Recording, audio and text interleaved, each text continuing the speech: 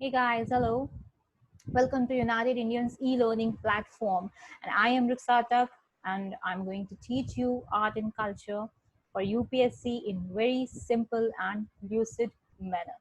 But before that, we need to know what is the syllabus of art and culture, right? So let's first see what does the syllabus of art and culture consists of. So broadly speaking, the syllabus of art and culture has been divided into four parts. Okay, visual arts, performing arts, culture of India, and other miscellaneous topics. Okay, so let's see what comes under the first part, that is your visual arts. So under visual arts, we'll be covering first of all Indian architecture, sculpture, and pottery. That is from Harappan era. Okay, Harappan architecture. Then you have the Mauryan art and architecture, post-Mauryan art, Gupta art, Deccan art, then modern architecture during the time of the British colonial era, etc.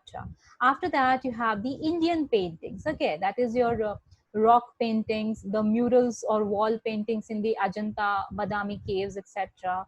Then you have the miniature painting, then the Jain school of painting, Mughal paintings, modern Indian painting in the colonial era, which was introduced by the Britishers, etc. Okay,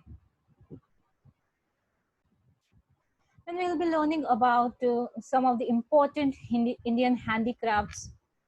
Okay, in which part of the country they are made, etc. And lastly, under visual arts, we'll be covering UNESCO's list of World Heritage Sites in India.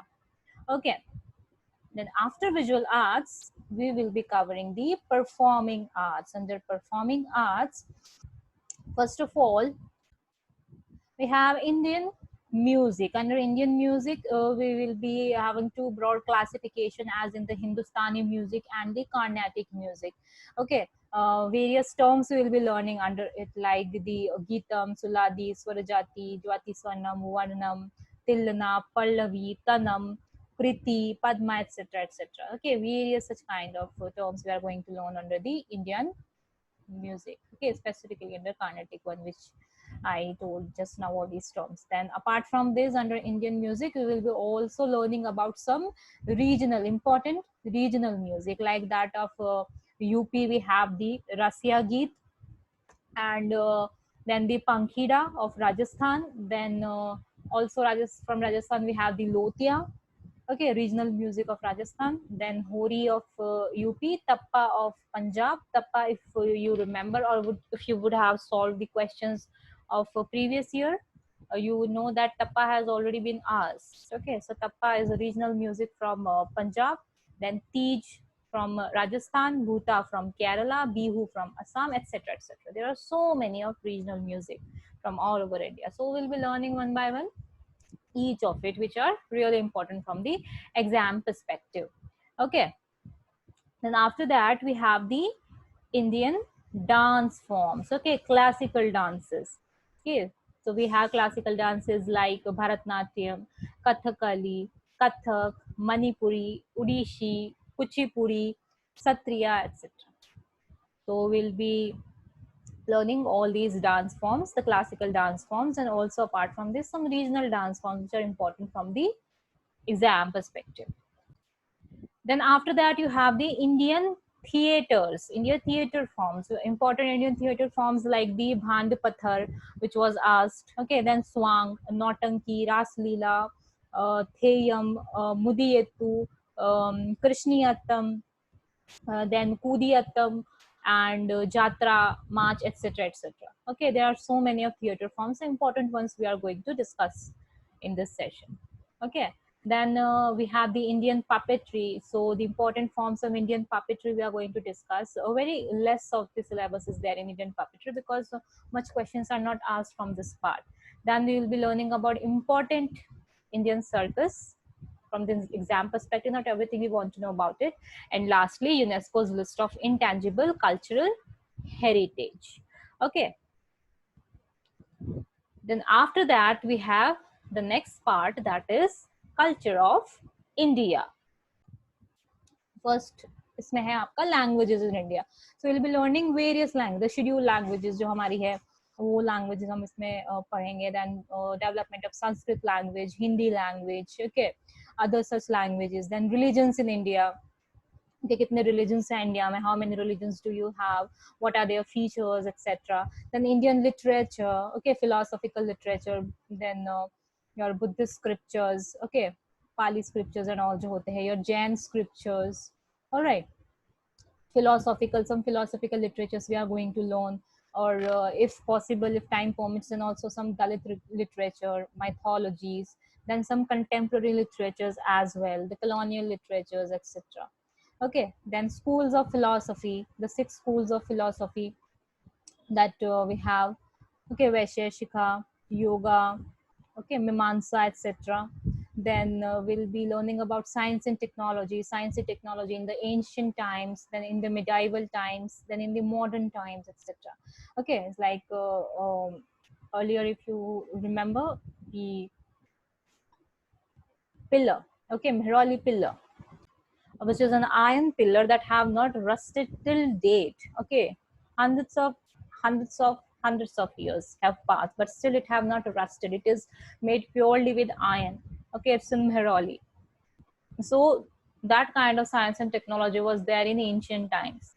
Because in ancient times, what progress have Indians made, or what progress they have made uh, through the time. So we'll be learning under the science and technology sections. Then we'll be learning about the calendars of India. That is, what kinds of calendar are there which is followed in India, like the Vikram Samvat calendar, which is the Hindu lunar calendar.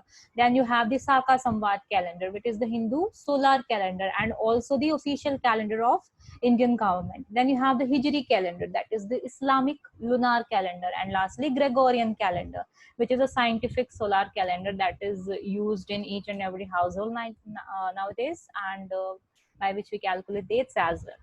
Okay, so it is followed universally, the Gregorian calendar. So all these calendars we are going to learn. Okay, then after that we have the fairs and festivals of India. So there are various festivals in India that is celebrated in many of these states. Like for example, we say Pongal in South India, then Jaisalmer Desert Festival, Goa Carnival. Okay, Modera Dance Festival in Gujarat. Okay, Konark Dance Festival of Odisha. Then we have the Jaipur Literature Festival, Holi, which is celebrated throughout India. There are some universal festivals like Holi, Diwali, okay, Ganesh Chaturthi, Navratri, etc. Christmas. Okay, these are the universal festivals which are celebrated all over India. Then there are some regional festivals which I mentioned earlier, like Modera Dance Festival, Pongal, Lori, which is celebrated in Punjab. Then you have the Puri Rath Yatra, which is celebrated in Odisha. Okay, then Ran Utsav, Winter Carnival. There are many such festivals. So important ones we are going to discuss, which in the coming sessions, which are important from exam perspective. All right, the next is your awards and honors. So under it, we will be learning about the Bharat Ratna Awards. Then we have the Padma Awards. Okay, Padma Vibhushan, Padma Bhushan, Padma Shri. Then we have the National Film Awards, Sahitya Academy Awards. All right. Then also other literary honors are given. That is the Sahitya Academy Fellowship. Then you have the Bhasha Samman. Okay, Saraswati Samman, Nanpit Award. Okay, Fukushoka Prize, something like that. Okay, Dada Sai Phalke Award, Vijay Samman. So there are so many awards and honors which are important from the exam perspective. We will discuss about it. Okay, next you have the law and culture. So under law and culture, we will learn various articles of the constitution which are related to art and culture, or various laws in India which are related to our culture. Like for example, Article 29 of our Indian Constitution, which is related to protection of interest of minorities. That is right to protect their distinct language, script, and culture of its own. Then also Article 49, okay, for your DPSP, protection of monuments and places and objects of national value. Okay, it is also related to your art and culture. Then we have Article 51AF, that is your fundamental duty, which is value and preserve the rich heritage of Indian culture. Okay, it is your fundamental duty. It is also related to your art and culture. Then we have some laws and acts like the Indian Treasure Trove Act of 1878. Then we have the Ancient Monuments Preservation Act of 1904. Then we have the Antiquities Export Control Act of 1947. Then we have the ancient and historical monuments and archaeological sites and remains Declaration of National Importance Act of 1951, and many such other acts, okay, which are related to your art and culture syllabus, public records acts, etc. So this all we are going to discuss. Then next is your martial arts in India. In it, you will be learning about various martial arts that are practiced in India. Of one of it, Kalaripayattu. Question has been asked already in the UPSC prelims. Okay, so Kalaripayattu is a martial arts. Then in Kerala, okay. Then other martial arts such as the Silamban, then the Thangta and Sarit Sarak, then the Chebi Gadga, which is a martial art of Manipur. Then we have the Pari Khanda. Then you have the Thoda and Gatka Mardani Khel of Maharashtra. Okay, so such kind of martial arts we will be discussing. Then you have the cultural institutions in India. So there are several institutions in India whose existence depends upon the preservation of our heritage, okay, of our culture.